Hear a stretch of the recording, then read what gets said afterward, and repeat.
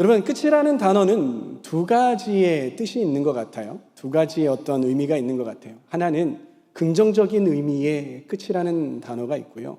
부정적인 의미의 끝이라는 단어가 있어요. 여러분, 긍정적인 의미의 끝은 무엇일까요? 그것은 어떠한 목적을 향하여서 막 달려가고 있는데 이걸 좀 끝냈으면 끝이 있는, 이걸 끝냈으면 하는 거예요. 그래서 이것이 끝났을 때 이런 끝이 있어요. 어떤 것일까요? 직장 다니시는 여러분들, 오늘 하루에 일이 끝나는 퇴근이 있을 수 있겠죠. 군 생활의 끝 어떻습니까? 기다려지시죠. 시험의 끝, 이런 것들이 그러한 끝인 거예요. 그 반면에 또 부정적인 끝이 있습니다. 어떤 끝이 있을까요? 계속 유지되어야 하는 것들인데요. 이런 것들은 무엇이냐면 관계의 끝, 이별. 남자친구와 여자친구와 평생 가고 싶은데 끝나는 거죠. 그리고 삶의 끝, 죽음 같은 것들이 이에 해당하는 것입니다. 그래서 이런 끝을 깨어짐, 또 부서짐이라는 단어로 바꾸어 쓰기도 합니다. 그래서 우리는 계속 유지되어야 할 것들을 끝을 안 보기 위해서 얼마나 노력하는지 모릅니다. 사랑하는 사람과의 관계를 영원토록 유지하고 싶어 하잖아요. 그래서 나는 헤어지지 않을 거야. 영원히 너와 함께 할 거야. 커플링 반지 막 이렇게 하면서요. 영원히 너와 끝나지 않을 거야. 이러한 경우도 있겠죠.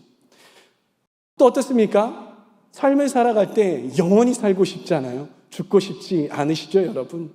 영원히 살고 싶은 거예요.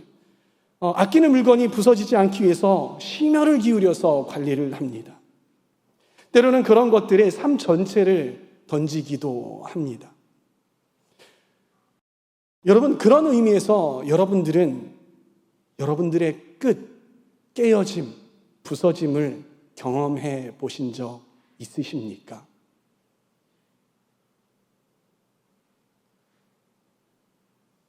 저도 몇 번의 깨어짐을 경험한 적이 있습니다. 그래서 부끄럽지만 제가 저의 삶이 와장창 깨졌던 깨졌던 경험을 한번 여러분들과 나누어 보려고 합니다. 때는 제가 26살 대학교 4학년 말이었습니다. 저의 전공은 아시는 분들은 아시겠지만 영문학을 전공했습니다. 전공 공부를 열심히 해야 했는데 저는 전공 공부가 그다지 별로 재미가 없었습니다. 핑계를 좀 대자면 저보다 영어 공부를 너무나도 잘하는 사람들이 많았습니다. 아니, 처음에 들어갔을 때는 실력이 좀 이렇게 괜찮았는데요. 방학이 끝나고 나니까 영어를 애들이 너무나도 잘하는 거예요.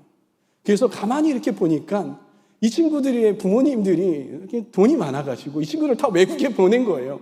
3개월 동안 외국에서 살다가 들어오고 또 3개월 동안 외국에서 살다가 들어오고 하니까 얼마나 영어를 잘하겠습니까? 그럼에도 불구하고 제가 영어를 잘 했어야 되는데 갈고 닦았어야 했는데 그러지 못했습니다. 별로 전공에 관심이 없었어요. 그래서 영어가 그다지 재미가 없었습니다. 저의 전공이 영어였는데 영어가 별로 재미가 없었습니다.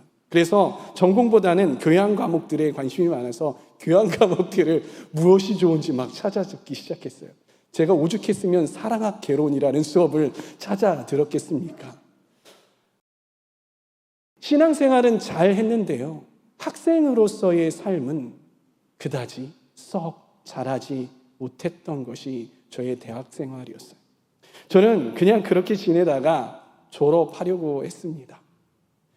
졸업을 하기 위해서 저희 때는 논문도 써야 됐거든요. 논문도 썼어요. 그리고 마지막 관문이 뭐였냐면 영문과니까 토익 시험이었습니다. 몇 점인지는 밝히지 않겠습니다. 몇 점이 되는 점수를 넘어야 하는 거예요. 제가 나름 영문과잖아요. 그래서 이 정도 점수 내가 그냥 토익 시험 보면 딱 나오겠지 이런 생각을 가졌습니다. 그런데 시험을 봤는데 그 점수가 안 나오는 거예요. 아니 세상에 내가 토익 점수를 봤는데 이런 점수가 나와? 이렇게 된 거예요. 그래서 제가 마킹을 잘못했는 줄 알았어요. 그래서 두 번째 토익을 봤는데 세상에 그보다 더 떨어졌어요. 세 번째 토익을 봤는데요. 조금 올랐어요. 마지막 토익 시험을 봤는데 목표한, 졸업해야 하는 점수에 다다르지 못한 거예요. 난리가 났습니다. 졸업하지 못하게 된 거예요. 대한민국에서 졸업을 못했다? 토익 시험을 못 봐서 전 이거는 들어본 적이 없거든요. 저는 완전히 패닉에 빠져버렸습니다. 이거 어떡하지? 난리 났네. 이거 어떡하지? 이거 어떡하지? 막 다급해지고 막 너무나도 힘들었어요. 왜 제가 너무나도 이렇게 불안해하고 힘들어했냐면 이 졸업에 얽혀 있는 중요한 삶의 다음 단계들이 있었기 때문이에요. 저는요, 당시 그 26살 나이가 되기까지 군대를 안 갔어요.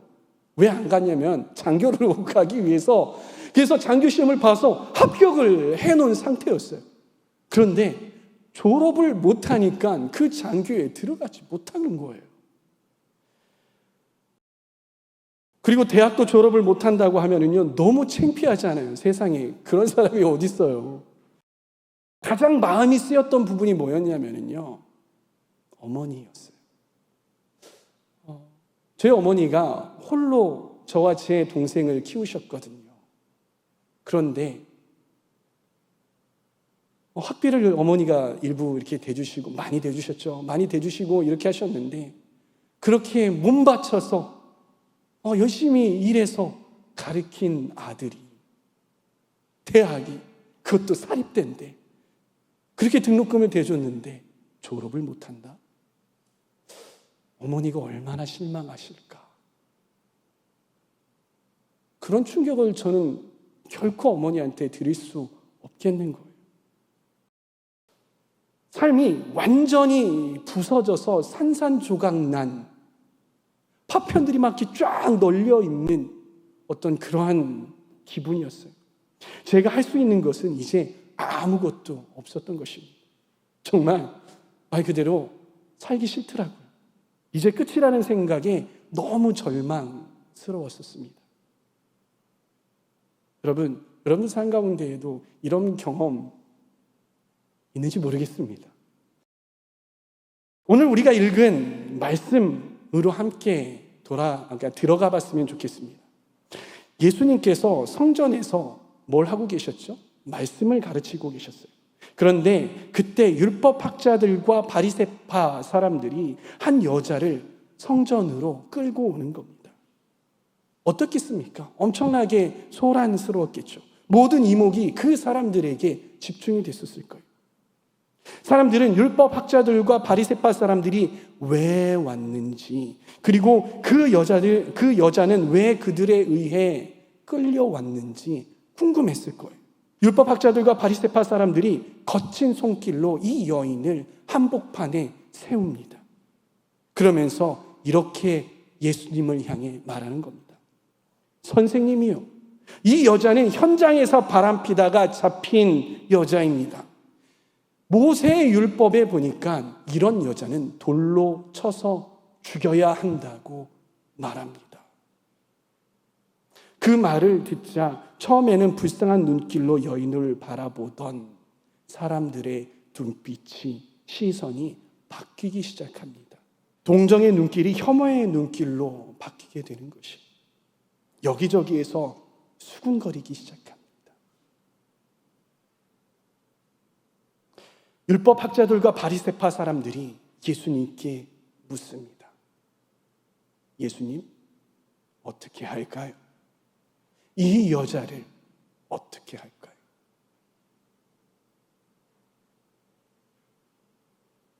어떻게 해야겠습니까? 이 여인을 바라보며 수군거리던 사람들이 하던 이야기를 멈추고 예수님을 바라봅니다.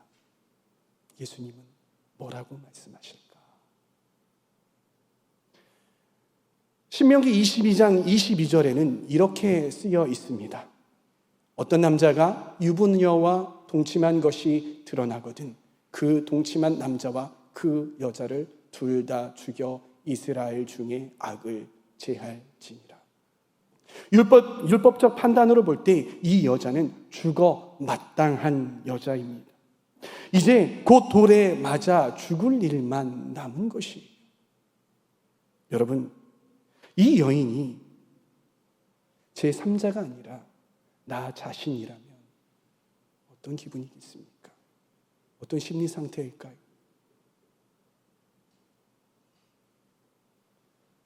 돌에 맞아 죽을 것에 대한 두려움, 나의 음행이 이 많은 사람들에게 드러나게 된 것에 대한 수치스러움, 나는 왜 정결하게 살지 못했을까에 대한 후회, 그리고 나의 가족들에게 돌아갈 시선 때문에 미안한 마음, 이런 것들이 이 여인의 마음속에 가득했지 않았을까요?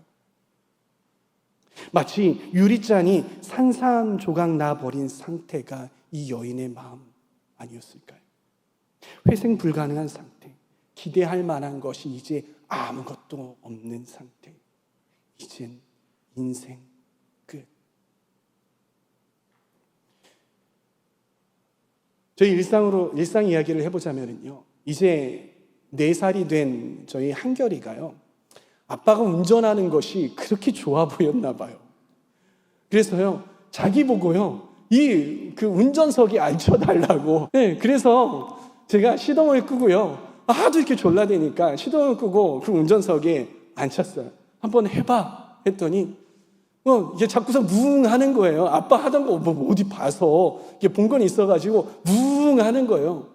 그랬더니 제가 이거 만지고 그거 누르면 안 돼, 제가 이렇게 이야기를 했거든요. 근데 아들이 아빠 왜 가? 아빠 가 이러는 거예요. 그러면서 자기가 그걸 다 하기를 원해요. 자기가 운전하고 싶고 막 운전대를 잡고 이 큰 차를 막 운전하고 싶은 그런 마음인 거죠. 근데 만약요, 제가 이 차에 시동을 걸고요, 그리고 기어를 드라이브 모드로 바꿔놓고요, 한결이에게 운전하라고 그 자리에 앉아놓고 핸들을 쥐어주고 제가 나왔다면 어떻게 될까요? 생각만 해도 아찔합니다. 그 뒤에 이어질 일은 정말 불보듯 뻔합니다. 사고 100%입니다. 그렇지 않겠습니까? 다른 사람의 차나 소유물을 들이받겠죠. 그리고 그것이 물건이면 정말 다행인 거예요. 사람을 칠 수도 있어요. 그리고 자신도 큰일 날 수 있는 것입니다. 제가 왜 이런 이야기를 하고 있을까요? 여러분, 우리가 이렇게 위험천만한 일을 즐기고 있다는 사실 여러분 아십니까? 내가 내 인생을 내 마음대로 운전하는 것, 이것은 정말 위험한 것입니다. 너무나도 불안정하고요, 크고 작은 사고가 우리 삶 가운데 끊이지 않는 것입니다. 내 뜻대로 사고를 수습하려고 하면 할수록 우리의 인생은 더 부서지고 망가지게 될 것이라는 것입니다. 그걸 알면서도 우리는 호시탐탐 내 인생을 내 마음대로 운전할 기회를 노리는 것입니다. 여러분들도 경험해 보셔서 아시다시피 우리의 삶을 우리가 운전하기 시작하면 그 끝은 어떻습니까? 늘 우리는 우리의 삶을 망가뜨립니다. 나의 생각과 나의 감정, 그리고 나의 선택의 결과는 늘 깨어진 유리잔과 같다는 것이. 말씀으로 다시 돌아가 봅시다. 깨어진 유리잔처럼 고개를 숙이고 간신히 서 있는 여인. 그 여인을 혐오의 눈길로 바라보고 있는 성전에 모인 사람들. 그리고 그 여인을 정죄하고 있는 율법 학자들과 바리새파 사람들. 그들은 이제 예수님의 반응을 기다리고 있습니다. 예수님은 어떻게 대답하실까? 율법학자들과 바리새파 사람들은 깨어진 여인의 인생에 마침표를 찍으라고 예수님께 요구합니다. 그러나 예수님은 그 요구에 응답하지 않으셨죠. 그 이면에 감추어진 이들의 간교한 덫에 넘어가지 않으셨어요. 대신 몸을 굽혀서 손으로 땅에 무언가를 쓰셨죠. 그 모습을 보고 율법학자들과 바리새파 사람들이 예수님을 다그칩니다. 예수님, 대답해 보십시오. 예수님의 대답은 무엇입니까? 예수님은 그러한 율법학자들과 바리새파 사람들에게 이렇게 이야기하십니다. 너희 가운데 죄가 없는 사람이 먼저 이 여자에게 돌을 던져라. 그리고 다시 굽히셔서 손으로 땅에 무언가를 쓰셨죠. 무엇을 쓰셨을까요? 회중들의 죄를 하나씩 하나씩 적어 내려가셨을까요? 아니면 간음죄를 지었던 적이 있거나 간음죄를 짓고 있는 그 사람들의 이름을 쓰셨을까요? 우리는 알 수 없습니다. 왜냐하면 성경에 나와 있지 않기 때문인 거예요. 그런데 이것이 정말 중요한 것이라면요, 사도 요한이 적었겠죠. 적지 않은 이유는 그게 그다지 중요한 게 아니기 때문인 것입니다. 중요한 것이 무엇입니까? 중요한 것은 예수님의 그 말씀과 그 행동 때문에 이 여인을 정죄하던 사람들이 다 그 자리를 떠나갔다는 사실. 그 여인에게 돌 던지지 못하고 돌을 다 놓고 떠나갔다라는 그 사실 아니겠습니까? 요한복음 8장 10절에서부터 11절 말씀을 함께 여러분들이 읽어보시겠습니다. 시작.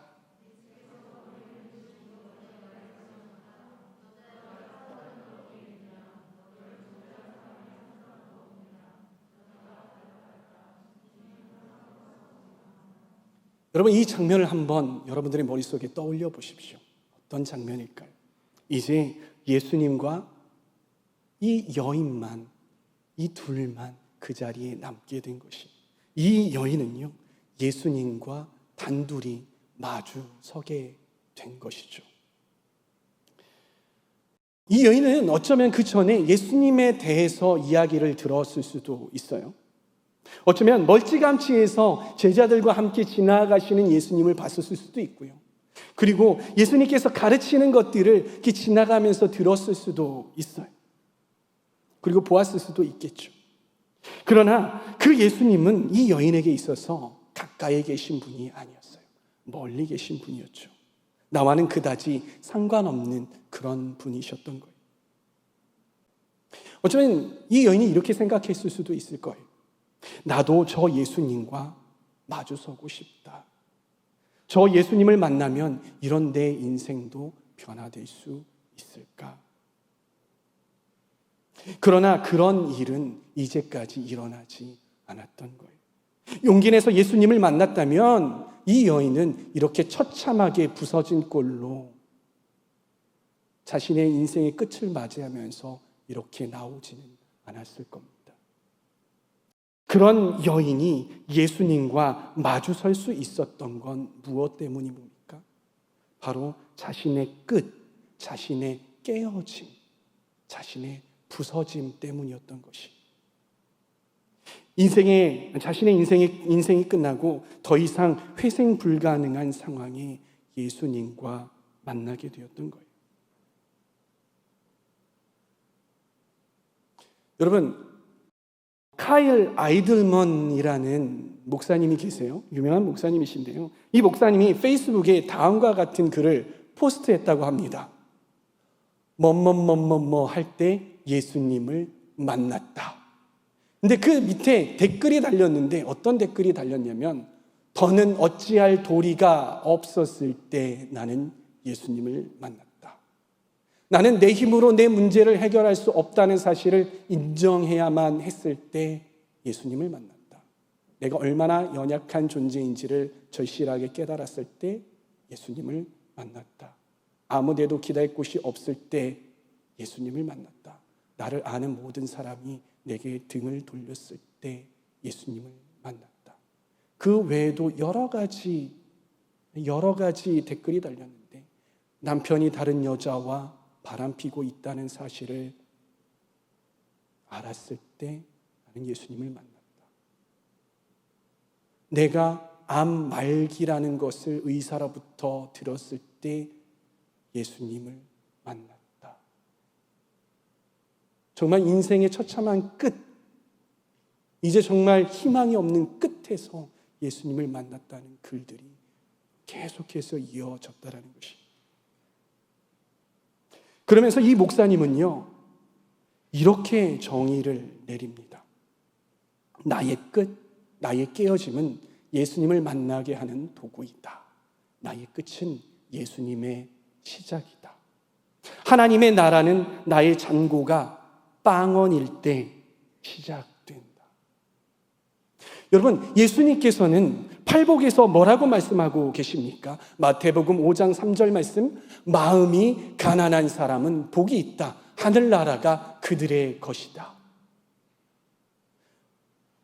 이 카이 아이들만 목사님은 여기에서 마음이 가난한 사람을 뭐라고 이야기하냐면, 나의 인생이 파탄난 사람은 복이 있다. 하늘나라가 그들의 것이다라고 이야기를 하더라고요. 다윗은 또 뭐라고 이야기합니까? 시편 51편 17절 말씀, 하나님께서 원하시는 재물은 찢겨진 심령입니다. 오 하나님, 주님은 찢겨지고 짓밟힌 마음을 멸시하지 않으십니다. 사랑하는 청년 여러분, 우리의 깨어짐, 우리의 파산, 우리의 끝은 영원한 끝이 아니라는 사실 믿으시기 바랍니다. 우리의 끝은 예수님의 실제를 경험할 수 있는 시작이라는 것입니다. 나의 깨어짐이 아프고 시리고 너무나도 절망스럽죠. 네, 경험해 보아서 압니다. 그 끝이 얼마나 아픈지 어찌할 바를 모르잖아요. 그렇지만, 그렇게 절망스럽지만 신앙적으로 볼 때 그것은 축복이고 새로운 시작이라는 것이. 그래서 우리는 나의 끝을 경험할 때, 나의 깨어짐을 경험할 때에도 소망을 가질 수 있다는 것이. 누구 때문이에요? 바로 예수님 때문인 것이. 말씀으로 다시 돌아가 볼까요? 예수님을 만난 여인은 어떻게 되었습니까? 돌에 맞아 죽을 다급한 상황이었죠. 그러나 예수님을 만나고 살 수 있게 되었어요. 그뿐만이 아니라, 육체뿐만이 아니라 영혼까지 구원하시는 예수님을 만나 진정한 용서함을 받을 수 있게 되었던 것이. 사망으로 치닫는 나의 삶이 끝나고 예수님과 함께하는 새로운 삶이 시작이 되었던 것입니다. 여러분, 이 요한복음 8장 뒤에 보면요, 9장이 나오잖아요. 이 9장은 어떤 이야기인지 여러분 아십니까? 바로 눈먼 사람, 날 때부터 눈먼 사람 이야기가 나와요. 태어날 때부터 눈이 멀어 있는 사람이요, 어느 날 예수님을 만납니다. 예수님께서 이 사람의 눈을 고쳐주셨죠. 그러면서 눈이 이렇게 밝아지면서 여러 가지 과정들이 있죠. 그런 과정을 겪으면서 이 사람이, 예수님이 그리스도시구나, 예수님이 메시아구나, 성경에서 말하는 그 메시아가 나의 눈을 낫게 해주신 이분이구나. 자기 육적인 눈이 밝아졌을 뿐만이 아니라 영적인 눈이 밝아져서 예수님을 주로 시인하고 그 사람이 구원받게 되잖아요. 이처럼 우리가 우리의 끝에서 예수님을 만나면 현재 우리가 겪고 있는 문제를 해결받게 되는 것입니다. 그뿐 아니라 가장 중요한 문제인 우리의 영적인 문제, 우리의 영혼의 문제까지 해결받고 구원받을 수 있다라는 것입니다. 완전히 새로운 삶을 살 수 있게 되는 것입니다. 나의 깨어짐, 나의 끝에서 예수님을 만날 수 있는 우리 청년들 되시기를 소망합니다. 그래서 지금 현재뿐만 아니라 인생의 근본적인 문제도 해결받으시는 저와 여러분들 다 되시기 바랍니다. 졸업을 못하게 된 저는요, 어떻게 했냐면 한 훈련원으로 들어갔습니다. 왜 그랬냐면 거기에 제가 존경하고 친한 그 형님이 거기 훈련원을 섬기면서 거기에 살고 계셨기 때문이에요. 졸업을 못하게 된 저는요, 그곳으로 정말 도망치듯이 들어갔어요. 그리고 산산이 부서진 저희 모습을 다른 사람에게 보이고 싶지 않아서 들어간 것이고요. 그곳에서 제 생각을 정리하고 깨진 삶을 어떻게 한번 이렇게 맞춰볼까? 이거 잘하면 맞출 수 있을 것인데 어떻게 하면 이거 맞춰볼까? 막 이렇게 고민하고 생각들을 정리해 보려고 들어갔어요. 일주일 내내 그 형님 집에서 얹혀 살면서 시간을 보냈어요. 형님과 그리고 형수님과 이야기할 때는 그 이야기, 그 일들이 자꾸 이렇게 잊혀지잖아요. 저의 현실들이 잊혀지니까 좀 살만하더라고요. 여러분이 경험해 보셔서 아시겠지만 그런 도피는요, 결단코 도움이 되지 못합니다. 그렇게 저의 정신이 그렇게 다른 데 팔려 있다가 제정신으로 돌아오고 현실과 이렇게 맞닥뜨리게 되면은요, 다시 제 마음이 불안해지는 거예요. 다시 힘들어지는 겁니다. 너무나도 시리고 고통스러운 순간이 계속해서 다가오는 거예요. 제가 막 정말 초췌해 보였나 봐요. 어느 날 그 떠나기 전날 오후였는데요. 그 원장님께서 저를 부르시더라고요. 사무실로. 이리 와봐. 그래가지고 네, 목사님 무슨 일이세요? 앉아봐. 해서 앉았어요. 너 여기 왜 왔어? 이렇게 물으시는 거예요. 그래서 제가 이렇게 대답했어요. 목사님, 저 실패했어요. 목사님, 저 완전히 부서졌어요. 깨어졌어요. 하면서 그 이야기를 하는데 왜 이렇게 서러운지, 그동안에 참고 참았던 울음이 거기서 막, 진짜 세상에, 진짜 목사님 앞에서 체면도 못 차리고 꺼이꺼이 울었습니다. 어깨를 막 뒤썩이면서 하면서 막 눈물을 흘려가면서 계속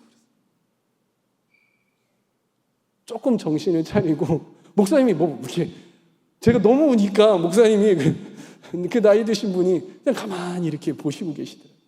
그래서 제가 다 운 다음에 이야기를 들어주시더라고요. 제가 영어에 낙방이 있어요. 졸업을 해야 되는데 창피하게도 영어 시험 때문에 그 영어 토익 시험 몇 점 때문에 제가 졸업을 못하게 됐는데요. 제 장교로도 못 가게 됐고요. 저 어머니 불쌍해가지고 어떻게 해요, 목사님? 이래가면서 그랬어요. 그랬더니 목사님께서 뭐라고 말씀하시냐면, 목사님이 어렸을 때 검정고시를 볼 때 영어 때문에 그 검정고시에 낙방을 했대요. 그래서 목사님이 애따 모르겠다고서는 버스를 타고 도망가려고, 저처럼 도피하려고 이게 가는데 버스 안에서 말씀하셨대요. 야, 아무개야, 너 당장 들어가서 공부해. 그래서 그 말씀이 너무 선명하게 들려가지고 그 차에서 내려가지고 다시 돌아가가지고 영어 공부를 하셨다는 거예요. 근데 세상에 아니나 다를까, 영어 시험이 생겨가지고 그 영어 시험에 붙어가지고 검정고시 합격하고, 그래서 미국으로 유학 가서 박사학위 받으시고, 그래서 세계적으로 정말 유명한 목사님들과 함께 어깨를 나란히 하고 그렇게 사역하던 그 젊은 시절을 이야기해 주시더라고요. 그러면서 저에게 하시는 말씀이, 내가 보니까 너도 그럴 것 같아. 그러니까 어서 들어가서 영어 공부 열심히 하고 기다리고 있어. 그러시더라고요. 제가 어떻게 할게요? 그 말에 순종하고 아멘하고 들어가서 영어 공부했으면 참 좋았을 텐데, 그 당시에는 참 그냥 은혜는 돼요. 그런데 믿어지지가 않는 거예요. 그래서 제가 그날 밤에 하나님하고 뭐 이런 영어 표현을 하나님하고 그 야곱이 하나님하고 그렇게 1대1로 맞짱을 떴던 것처럼 저도 그렇게 해보겠노라. 그런 마음으로 이 산이 있거든요. 거기 훈련에 들어가면 늘 그 산으로 올라가서 산기도를 해요. 산으로 올라갔어요. 언제였어요? 겨울이었어요. 12월이에요. 얼마나 추운지, 영하의 날씨. 그래도 죽으면 죽으리라 하고서는 올라갔어요. 이게 선교하러 올라간 것도 아니고 하나님한테 떼쓰러 올라간 거죠. 올라갔어요. 그리고 그 언 땅에 무릎을 빡 하고 꿇었어요. 기도하기 시작했습니다. 저의 마음을 하나님 앞에 막 쏟아놓기 시작을 했어요. 그동안 학업에 불성실하게 임했던 저의 4년을 얼마나 회개했는지 몰라요. 제가 몇 시간을 그렇게 회개하며 기도하며 거기에서 막 몸부림을 쳤어요. 얼마나 제가 그렇게 몸부림을 쳤던지 그 한 겨울에 언 땅에 무릎을 꿇었잖아요. 그 언 땅이 푹 패일 정도로 그렇게 하나님 앞에 떼쓰면서 기도를 했어요. 근데 한참 그렇게 기도를 하고 있는데 하나님의 음성이 정말 들리는 거예요. 경우야, 됐다, 내려가라. 됐다, 내려가라니까. 그래서 그런 음성이 드는 거예요. 아니에요, 주님. 아니에요, 주님. 무슨 말씀을 하세요? 주님, 제가요, 믿음이 연약해서 그런지 모르겠는데, 보여주세요. 그래서 눈을 들고 하늘을 봤어요. 별이 찬란하게 빛나고 있더라고요. 그래서 하나님한테 제가 도전을 했다는 거 아니에요. 하나님, 저 하늘에 별들 있잖아요. 수많은 별들. 하나님께서 저거 별들 다 만드셨죠? 정말 됐다라고 제가 믿게 하시려면요, 저 별들 중에 하나 주님께서 만드셨으니까요, 떨어지게 해주세요. 제가 그 믿고 내려갈 테니까요, 그 전까지는 저 여기서 죽습니다, 주님. 그러니까 그럴 테니까요, 저 별들, 별 하나 주님 하실 수 있으시잖아요. 만드셨으니까 떨어지는 것쯤은, 그렇죠? 하실 수 있으시잖아요. 떨어뜨려 주세요. 혹서는 때를 쓴 거예요. 어떻게 됐을까요? 세상에, 제가 이렇게 하늘을 보고 있는데요, 별똥별 하나가 정말 거짓말처럼 쑥 하고 떨어지는 거예요. 제가 거기서 너무나도 주님이 두려웠어요. 살아계시구나. 그래서 벌떡 일어나려고 했는데 너무 오래 무릎을 꿇고 있어가지고 곡굴하셨어요. 한참을 저린 다리 막 이러면서 추한골로 비틀비틀거리면서 내려왔어요. 그리고 다음날 집으로 들어가는데 학교에서 전화가 왔어요. 주경호 학우님 되시죠? 네. 졸업 못하시고 계시죠? 네. 영어 때문에 졸업 못하시는 거 맞나요? 알면서 왜 물어요? 학교 교내 모의토익이 생겼습니다. 꼭 응시하셔서 졸업하시기 바랍니다. 끊었더라고요. 기도 응답이 바로 그 다음날 이루어졌어요. 그래서 제가 남은 기간이 한 달이었거든요. 한 달 동안 정말 밥 먹는 거, 화장실 가는 거 빼고, 잠자는 거 빼고, 진짜 제가 그렇게 영어 공부를 열심히 해본 적이 없어요. 정말 4년 동안 할 거 그때 다 한 느낌이에요. 물론 그렇게 4년 동안 열심히 했으면 지금 너무나도 세계적인 사람이 되어 있을 텐데, 아무튼 그때 그렇게 열심히 영어 공부를 했어요. 그리고 그 모니터에게 응시했어요. 그리고 당당히 정말 훌쩍 그 점수를 넘어서 졸업을 했어요, 여러분. 그 계기로 그 이후로요, 장교로 군복무 할 수 있게 되었고요. 저희 어머니가 너무 자랑스러워 하시더라고요. 무엇보다 그 깨어짐을 통해서 예수님과의 깊은 관계가 더 생겼어요. 하나님과의 그 깊은 관계가 생겼어요.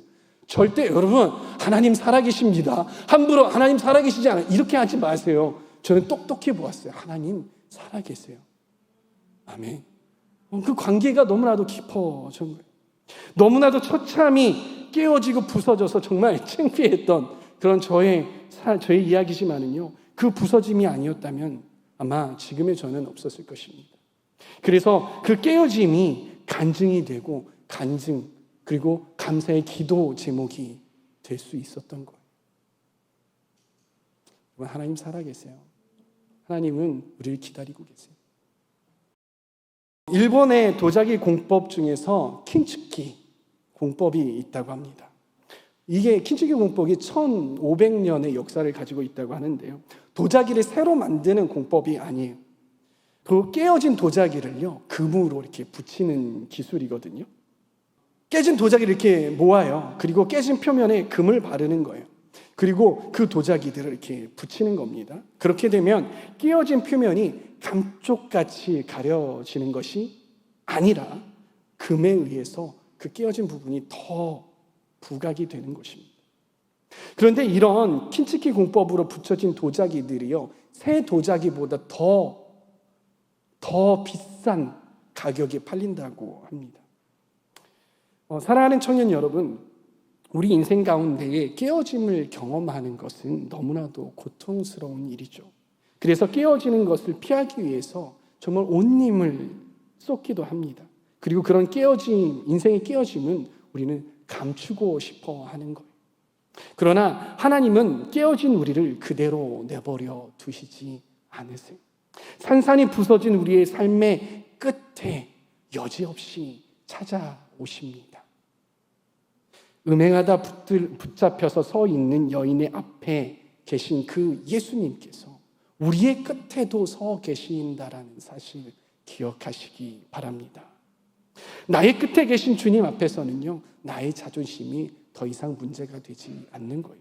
부끄러움도 문제가 되지 않고요, 수치심과 정죄감도 더 이상 문제가 되질 않습니다. 그 예수님 앞에 우리의 깨어진 인생을 그저 보여드리고, 주님, 저 깨어졌습니다, 만져주십시오라고 내어드리기만 하면 되는 것이에요. 그럴 때 우리 예수님께서는 그 깨어진 우리의 인생들을 회복시키고 이전보다 더 빛나고 더 아름다운 존재로 빚어주실 것입니다. 이전에는 경험하지 못했던 놀라운 삶을 경험하게 된다는 것입니다. 사랑하는 청년 여러분, 혹시 여러분들 중에 깨어짐을 경험하고 있는 분들 계십니까? 혹시 그 깨어짐이 앞에 보여서 그것들을 어떻게 하면 연장시킬까? 이렇게 생각하면서 붙들고 계신 분들 계시지는 않습니까? 청년 여러분, 예수님 앞에 우리 인생을 그냥 맡겨드리십시다. 그럴 때 비로소 주님은 우리의 인생을 만지시기 시작하실 거예요. 우리 인생이 예수님과 시작하는 새로운 인생으로 변화되게 될 것입니다. 나의 끝에서, 나의 부서짐 끝에서, 나의 깨어짐 끝에서 예수님을 만나시는 저와 여러분들 다 되시기를 축복합니다.